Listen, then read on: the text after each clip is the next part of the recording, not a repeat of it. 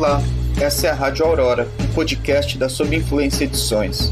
Nosso objetivo aqui é atuar pelas brechas, escancarando novos horizontes de ação. E para isso, recebemos pessoas que buscam pensar o mundo de maneira crítica, além de dialogar com editoras parceiras. Se você quiser nos conhecer melhor, acesse o site sobinfluencia.com. Ler e caminhar podem salvar a sua vida ou te levar para a cadeia.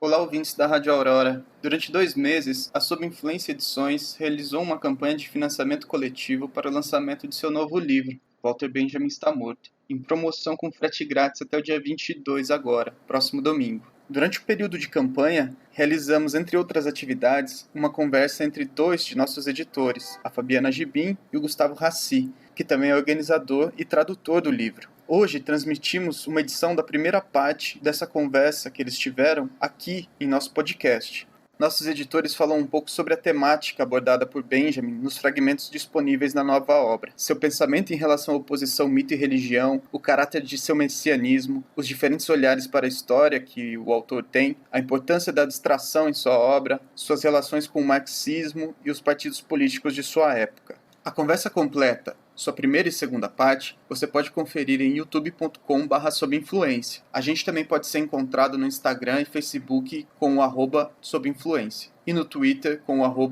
@SEEdições. Walter Benjamin está morto, mas é sem dúvida um dos filósofos de sua geração que mais produziu escritos sobre diversos temas. Nesse sentido, é nosso dever manter seu pensamento vivo. E é isso que nós, da Sob Influência, buscamos fazer, não só com o lançamento do novo livro, mas também com essa conversa que vocês estão prestes a escutar.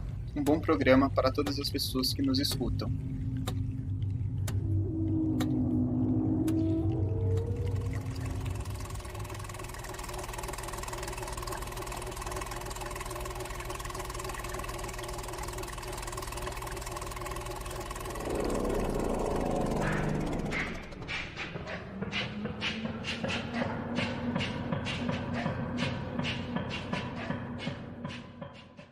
Boa tarde, todo mundo. Muito obrigada por estarem aqui. Obrigada por pararem esse domingo para assistir a nossa live. Eu sou a Fabiana e esse aqui embaixo é o Gustavo. Nós dois somos 2 dos 4 editores da Sob Influência e, entre outras coisas, da Sob Influência. E, enfim, hoje a gente vai fazer essa live para falar sobre o nosso novo livro, que é Walter Benjamin Está Morto. Acredito que todo mundo chegou até aqui porque sabem que a gente vai publicar esse livro novo. E a publicação está programada para meados de novembro. A gente ainda está se encaminhando com ela. E eu aproveito, inclusive, para fazer propaganda do nosso financiamento coletivo. Não sei se todo mundo sabe o que está acontecendo, ou se alguém é benfeitor nosso por aí que tá nessa live.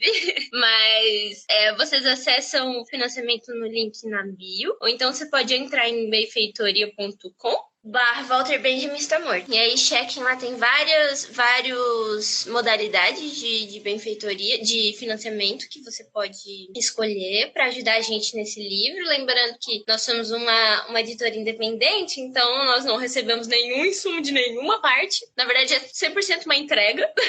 Então, nesse financiamento, como esse livro vai ser um livro de grande tiragem e vai ser o nosso maior livro até agora, né, o nosso terceiro livro, a gente tá fazendo esse financiamento para conseguir não só produzir que o livro seja criado materialmente falando, mas também para investir em todas as pessoas envolvidas nesse livro e, enfim, trazê-lo ao mundo, pari-lo da melhor forma que nós pudermos. E Gu, você quer se apresentar?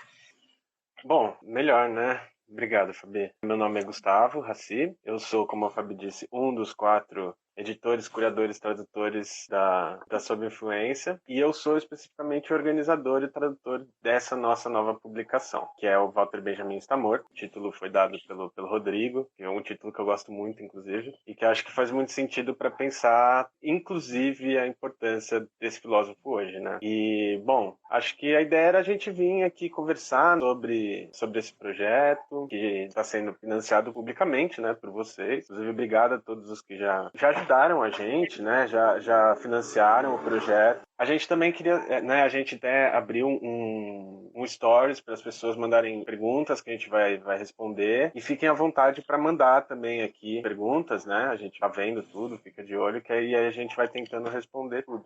O suporte técnico, que é o Alex, no caso, tá aqui do lado, mandando as perguntas. Obrigado, suporte. Enfim, eu esqueci desse detalhe de agradecer todo mundo que já participou do Benfeitoria. Que, nossa, esse livro é um salto pra gente, né? E a gente tem muito afeto e muito zelo por ele. Ele tá sendo gestado já há um tempinho. E sem as pessoas apoiando o livro, nós não seríamos capazes de criá-lo. E nós esperamos muito, como todos os outros, que eles conversem e criem novos espaços dentro das pessoas que possuam.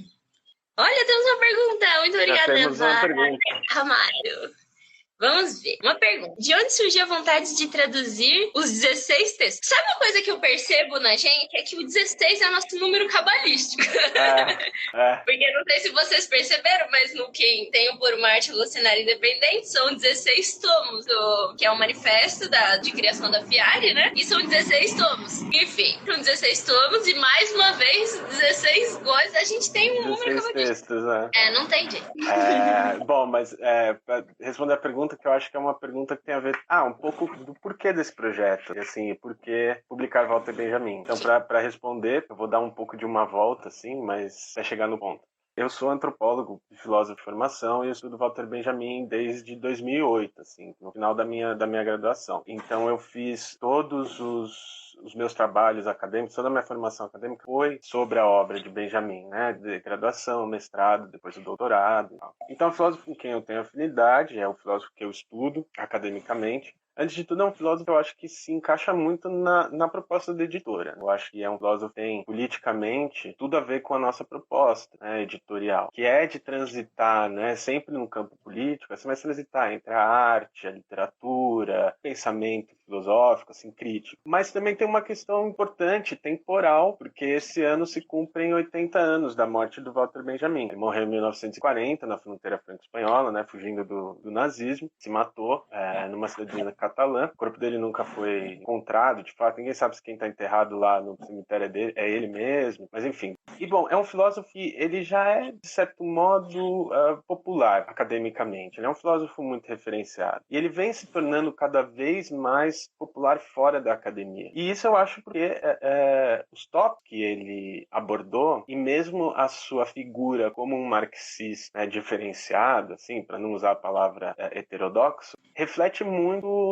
preocupações pelas quais a gente está passando de novo, se é que alguma vez a gente deixou de passar por elas, né? Que são principalmente o autoritarismo, o fascismo, e ele faz isso de uma forma não sistemática e de uma forma que eu acho que reflete também muito do que viria depois dele, né? Muitos dos pensadores que viriam depois dele. Então é até possível falar, por exemplo, que existe no Benjamin uma preocupação com uma luta contra o fascismo, que não é só o fascismo como sistema social, assim, ou como forma de poder, mas também aquele fascismo que habita em nós, que é algo, por exemplo, que saiu nas teses que nós publicamos, as proposições preliminares de uma revolução cultural, né, que tem aquele famoso dito de maio de 68, né, há um policial dentro de nós e é preciso matá-lo, que espelha também, sei lá, uma preocupação do Foucault, por exemplo, na introdução dele ao Antiédipo.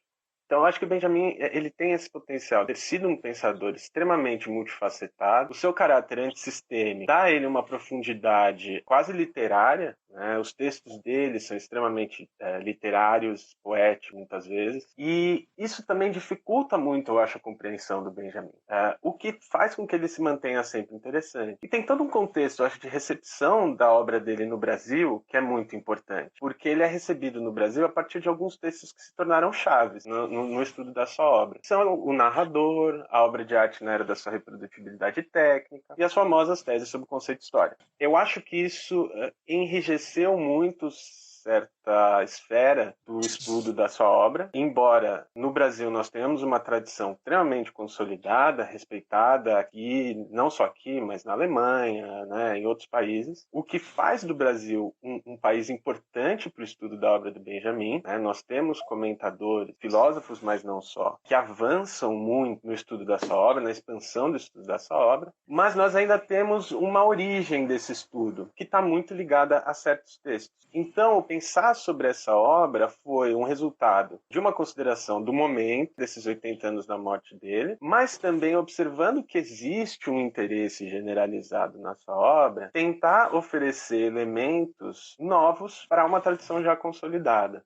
Então, os textos que nós selecionamos são fragmentos, né, são textos curtos, tem passagem que é coisa de 4 páginas, 4 linhas, desculpa, mas que são extremamente ricos, porque muitas vezes eram observações dele, eram só reflexões que voltam a aparecer nesses textos que nós já conhecemos, mas não de maneira direta nem de maneira muito óbvia. Então foi isso que eu achei importante, né? Eu, por já vir estudando a obra dele há um tempo razoavelmente considerável, assim, para a nossa idade, né? Eu comecei a buscar esses fragmentos que poderiam colaborar para essas discussões que já são, de certo modo, conhecidas, são comuns, assim, comuns não no mau sentido, mas são corriqueiras, né? São tão presentes. Então eu pensei na divisão do livro em 5 tópicos. Cada tópico representa uma reflexão, né? É resultado de uma reflexão sobre temas que se repetem no que diz respeito aos estudos sobre Walter Benjamin.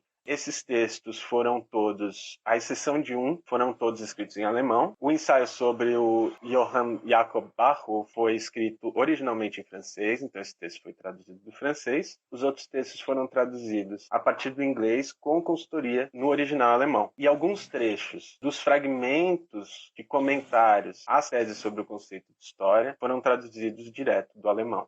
Acho que é isso. A apresentação assim, de por que discutir Walter Benjamin. Né? É isso. Então, é uma tentativa de apresentar reflexões importantes para o que a gente está vivendo agora, mas, ao mesmo tempo, expandir, né, nas referências sobre esse autor que se torna cada vez mais popular. Então, talvez uma tentativa de sair um pouco de uma certa obviedade, trazer mais referências, para os leitores poderem expandir o rol de textos mesmo à disposição.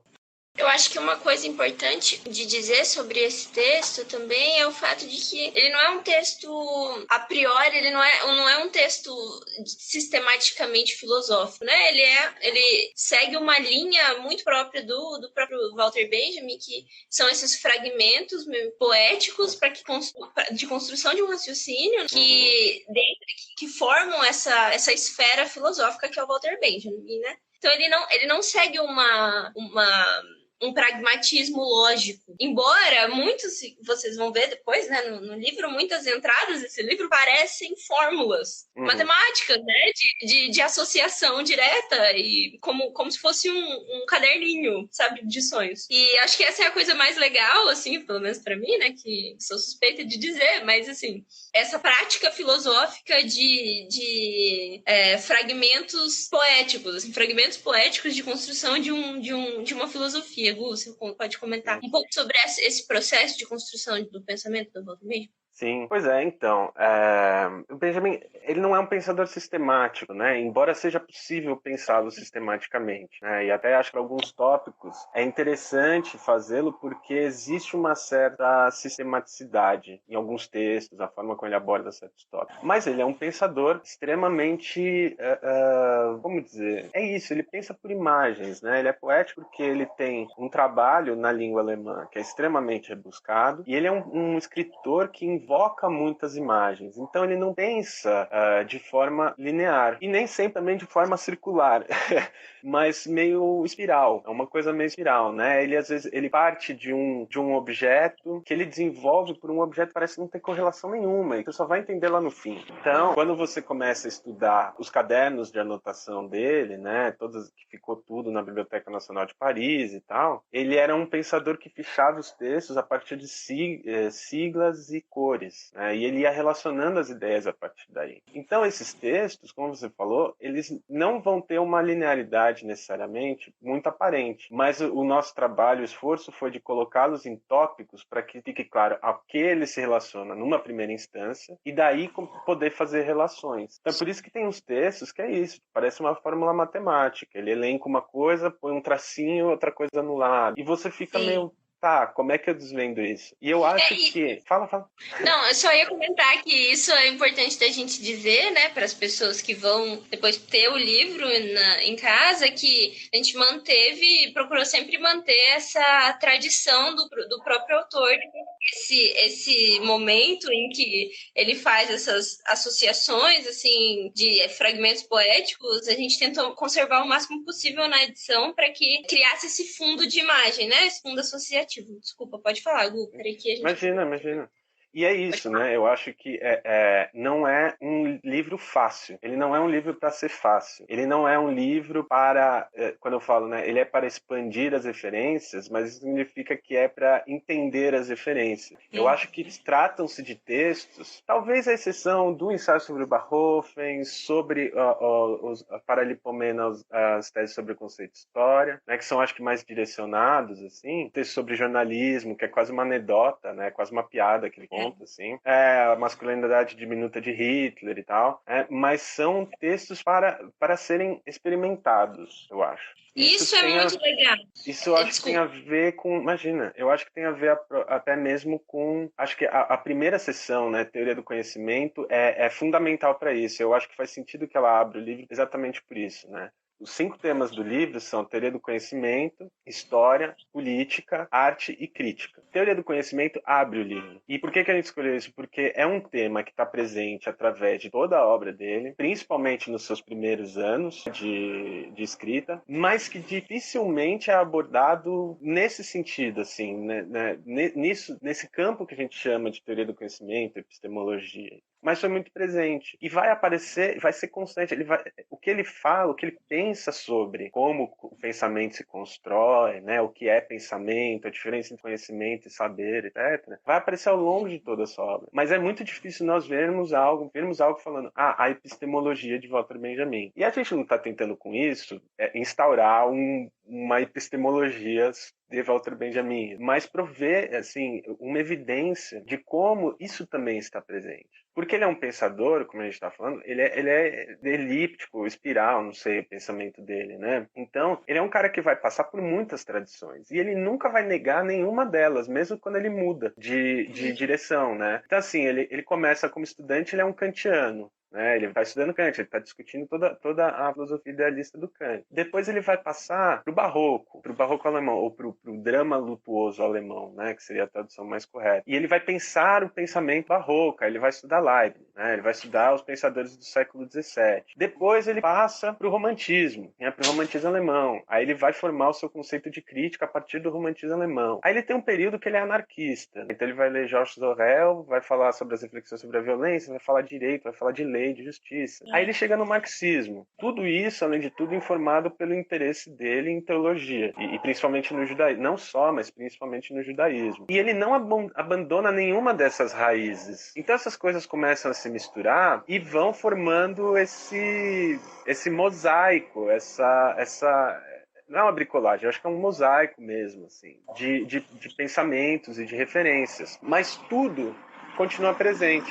E todas essas referências continuam presentes. Então eu acho que também a organização do livro é uma tentativa de não deixar isso de lado. Assim, vai ter coisa que vai parecer, mas de onde isso está vindo? As pessoas já vão ter passado pelos textos que são mais canônicos e são resultado exatamente dessa grande amálgama que ele faz de raízes completamente diferentes.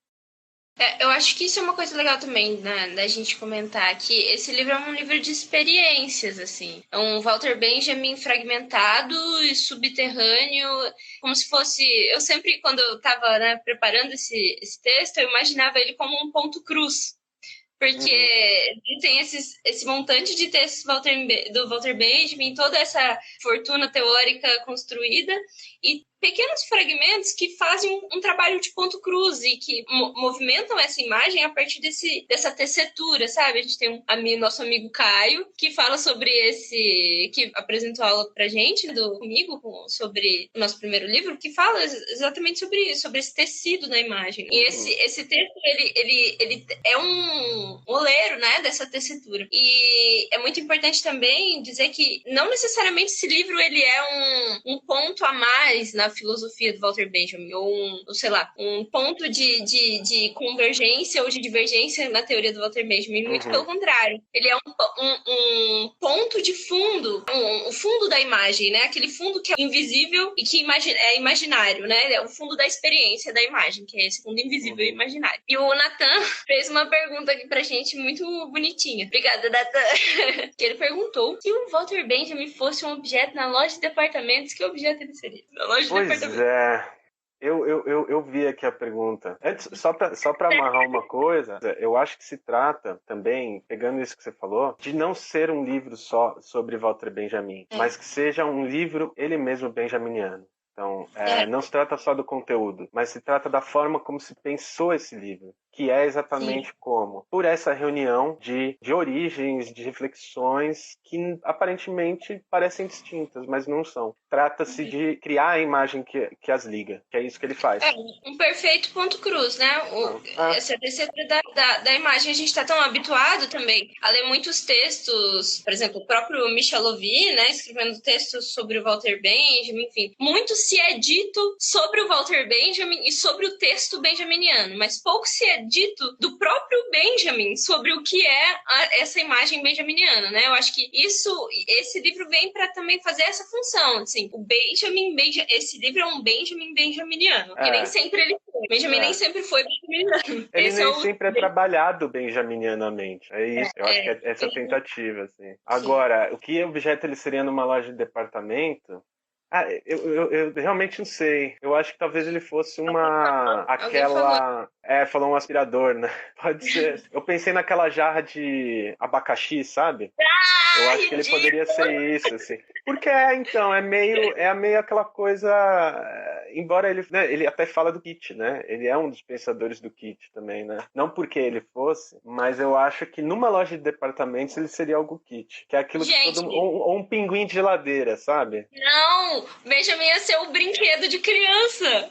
Pode ser também, pode ser. Não sei se todo mundo sabe, mas Benjamin tinha essa tara muito. Ele era colecionador de brinquedos de crianças, né? De brinquedos de criança. Foi um dos patrimônios dele, da vida inteira. A vida toda, brinquedos de criança. E é engraçado que eu sempre faço essa análise, porque eu gosto muito dos textos do Benjamin sobre o Ângelus Novus, né? E eu sou muito fã do Klee.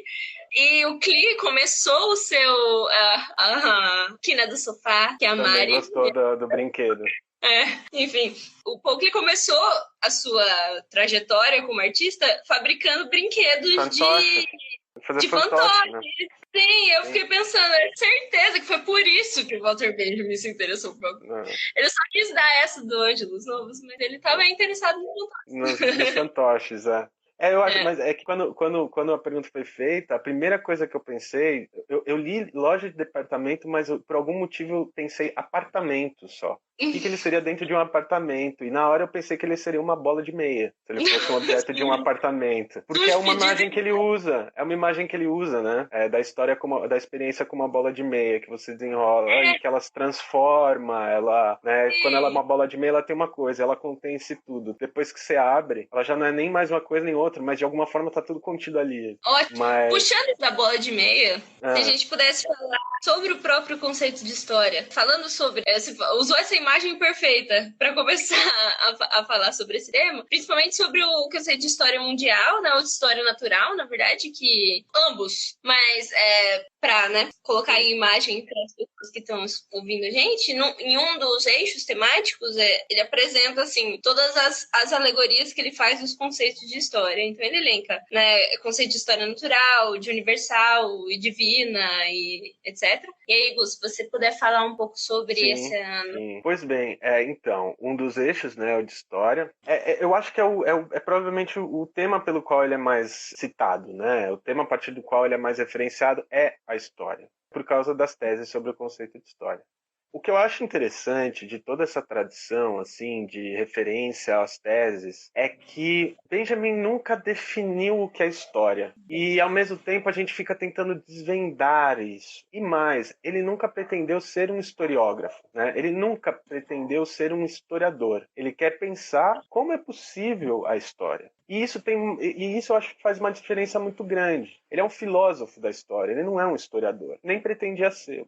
Ao mesmo tempo, quando a gente percebe isso, a gente vê que há vários cuidados que são necessários tomar. Por exemplo, o fato de que ele critique o progresso nas teses não significa que ele é contra o progresso. Significa que ele é contra o modelo de progresso que vem sendo apoiado e defendido naquele momento, o que é bem diferente.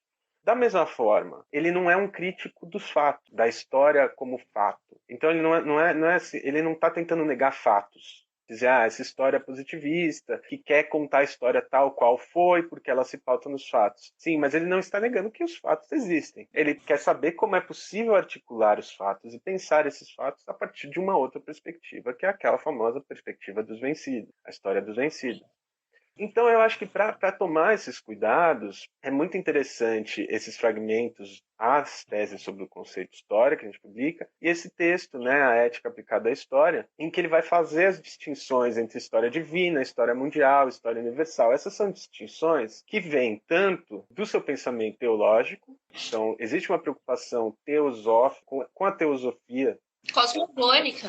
Isso, em entender o que é Deus e qual o papel de Deus na história. Por quê? Porque a história humana é feita sempre em relação a um transcendente. E, ao mesmo tempo, o que é a história humana? Ou história mundial? A história mundial é o termo que ele usa para falar da história do mundo. É algo que se opõe à história natural. A história natural seria a história da natureza. Então, assim, a história do planeta, dos ciclos orbitais, da geologia, sobre aquilo sobre o qual a gente não tem domínio, nós humanos não temos domínio, e por isso criamos a nossa história, e também por isso somos levados a criar o transcendente, a buscar o transcendente. Porque a gente precisa entender o sentido das coisas, principalmente quando a gente não vive num mundo sobre o qual a gente não tem controle. Um mundo que é todo poderoso. Isso tem a ver com as distinções que ele faz, por exemplo, entre mito e história. Né? Benjamin vai sair da tradição filosófica de pensar a história, ou pensar a filosofia, né? E pensar próprio pensamento a partir da oposição mito e logos, que é o paradigma clássico da filosofia. Ele vai pensar a diferença entre mito e religião, como fundador da história mundial. Se desvia desses paradigmas clássicos da filosofia. Então, quando a gente lê as teses sobre o conceito de história e alguns outros textos em que ele trata de história, também já são meio canônicos, até, por exemplo, na sua tese de doutorado sobre o conceito de crítica de arte no romantismo alemão, nós nos deparamos com todas essas diferenciações que parecem um pouco crípticas. Parecem não, que são extremamente críticas. Isso não é exclusivo do Benjamin. Adorno também trabalha com essas perspectivas, Horkheimer também trabalha com essas perspectivas, mas é isso, é porque se refere a uma tradição que nós não temos um contato muito comum. Então, aparece no livro como essa tentativa de apresentar exatamente esses conceitos. Olha, está falando de história, mas ele está falando de história mundial, de história universal, de história natural e de história divina. Bom, o que isso significa? Cada um vai ser pensado de um certo modo e vai servir para que ele articule exatamente o que ele pensa que deva ser a história. Nesse sentido do que o que ele pensa que deva ser a história, talvez também seria importante a gente falar um pouco sobre esse momentum destruidor, assim, nessa questão de ganhar o jogo, né? O que é ganhar o jogo, essa história humana como esse jogo. E esse conceito muito conhecido, né, do Walter Benjamin sobre o ponto de vista dos vencidos, ele tem relação com esse ato de ganhar o jogo, que é esse momento destruidor da história, que até virou um livro pelo Louvier, né, que é o Revolução a Freio de Emergência. Se você puder comentar um pouquinho, Gu.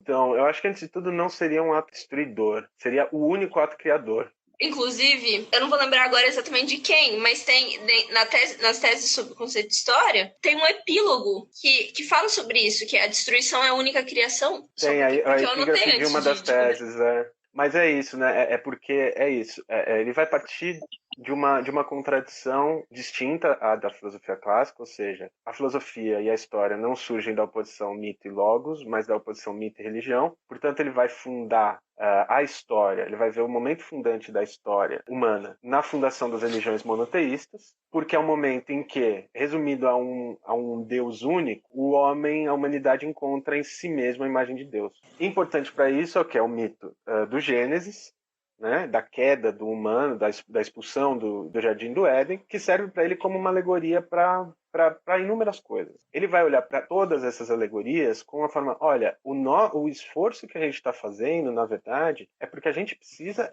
restituir, a gente precisa se redimir. A humanidade perdeu algo e ela precisa ser redimida. Mas é ela que tem que fazer isso. É ela mesma que tem que fazer isso. Isso é um reflexo do quê? É um reflexo do esforço da humanidade em realizar a sua tarefa divina. É claro que isso não significa...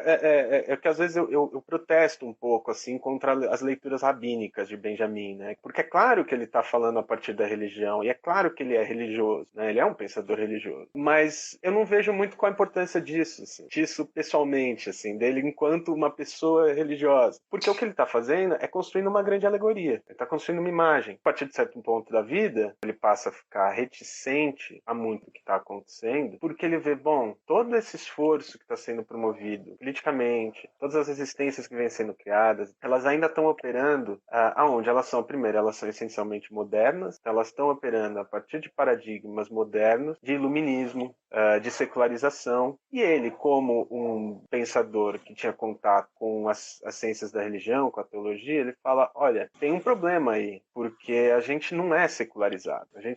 Essa ideia do iluminismo, que é o que Adorno e Horkheimer também vão criticar, que é o que, enfim, nós podemos criticar hoje, inclusive, né? Essa fé na racionalidade. Bom, a fé continua aí, portanto a gente não é secular. Então a gente precisa restituir as coisas às suas ordens, de certo modo, aos seus lugares, aos seus campos, e trabalhar com isso. Por isso que a teologia vai ser fundamental para ele. E por isso que ele vai colocar ela lá como um anão escondido, né? É a figura da primeira tese sobre o conceito de história, né? Tem o autômato, é o boneco que joga xadrez, e embaixo da mesa de xadrez tem um anão corcunda que fica mexendo as cordinhas para o boneco jogar. O boneco é o materialismo histórico e o anão é a teologia. É quase como se ele tivesse um ponto de vista antropológico, né, materialista, que de fato tem. Ele fala, olha, existe algo que é próprio ao humano, que é um esforço pela redenção, que é algo que é, né, essencialmente religioso. E isso não significa religião organizada, institucional. Não, é um pensamento, uma pulsão, é um impulso que é religioso. Porque está no além. É uma das principais pontos de encontro, um dos principais pontos de encontro do Walter Benjamin com o próprio pensamento surrealista. Foi esse sequestro do mito pelo catolicismo, pelas religiões de organização. Ele propõe esse retorno ao mito não eclesiástico, um mito do divino, um retorno ao divino, mas não religioso, um divino não religioso. É isso. Tanto que, né, ele vê a revolução, que é outra coisa interessante, né? Benjamin é um marxista que pouco falou em, por exemplo, ditadura do proletariado. Ele fala disso nas teses, mas en passant, uma coisa... ele vai pensar muito a revolução como algo que seja um evento final. Não tem fase transitória, não tem consequência, né? Ela é um evento que finaliza as coisas, porque redime. E eu acho que isso tem muito a ver com as experiências pessoais dele, né? Primeiro um já passado pelo anarquismo, depois ele vai para a Rússia, né? Ele vai para a União Soviética, ele se frustra profundamente com muitas coisas que ele vê, né? É um marxista que nunca se recusou a entrar no Partido Comunista, como se recusou a entrar em qualquer movimento sionista, né? Sendo judeu. Foram os grandes desafetos dele com o Brecht e com o Scholem. Nenhum dos dois conseguiu conquistar ele, nem o Partido Comunista, nem o sionismo. É isso, ele é um pensador do limiar, né? Ele é um pensador que está sempre na fronteira. Você percebe que ele é habitante desse rasgo em todos os momentos da filosofia dele, né? Inclusive, é o que gera, por exemplo, a ignição de que ele escreva sobre a própria percepção, né? E eu faço esse link muito direto com o próprio Lucian Goldman, quando ele fala sobre o possível, né? Ele fala sobre esse concreto, que é esse limite da percepção que ele mora unicamente no rasgo. Os sujeitos que habitam, os sujeitos históricos que habitam esse rasgo, são eles constroem esse limite de percepção a partir da sua própria experiência, né? Então, aí voltando ali na conceito de Walter Benjamin como um filósofo da experiência. Totalmente. A experiência é... Dessa fato da própria teoria do conhecimento de que percepção é leitura. Sim, esse é um dos textos dele, né, que a gente apresenta no livro, que é a percepção e leitura, porque é isso, a percepção, inclusive, é um outro tópico que é muito pouco explorado, né? A gente lê muita obra de arte na era da sua produtividade técnica e não necessariamente percebe o quanto a tese que ele defende ali está ligada a uma teoria da percepção, porque é fundamental para ele, na leitura que ele faz de Marx, então, né, de todo o processo do trabalho estranhado, ele vai falar, olha, o capitalismo ele não consegue só estranhar o trabalho. Esse é o reflexo da leitura dele do Lukács. Mas ele vai estranhar o próprio corpo humano. Sim. Né? À medida em que ele vai estranha o trabalho, ele estranha o próprio corpo. E isso significa o quê? Que ele opera uma revolução, uma transformação radical nos nossos modos de percepção. Quando eu não reconheço o fruto do meu trabalho como fruto do meu trabalho, significa que algo no meu campo perceptorial também mudou. A minha visão se tornou estranhada. Eu não consigo mais ver aquilo, identificar aquilo como produto do que eu faço. Não é só uma abstração mental. É algo que passa pelo corpo. Então, quando ele está falando sobre a obra de arte, ele está falando de tudo isso. Ele está falando, bom, eu preciso de uma arte que não seja só política, né? Que não fale, não seja só que se trate de política. Ela deve ser feita de um modo que seja que seja politicamente produtiva, progressiva, que restitua às pessoas uma percepção que nos foi perdida. Então é isso, a leitura, a ideia de percepção como leitura para ele está muito ligado ao romantismo alemão, com as teorias do romantismo alemão de que o mundo é um livro a ser lido. Portanto, a percepção é essa forma que nós lemos o mundo. É o meio pelo qual nós lemos o mundo. A isso se liga o quê? Se liga o conceito de experiência. Percepção como nossa primeira forma de experiência. E aí a percepção é um outro conceito que vai aparecer nos textos como o narrador, experiência e pobreza, texto sobre Proust, né? A imagem de Proust, no texto sobre Kafka. É isso, às vezes a gente fica com aquele adágio, né, da obra de arte, do fim, né?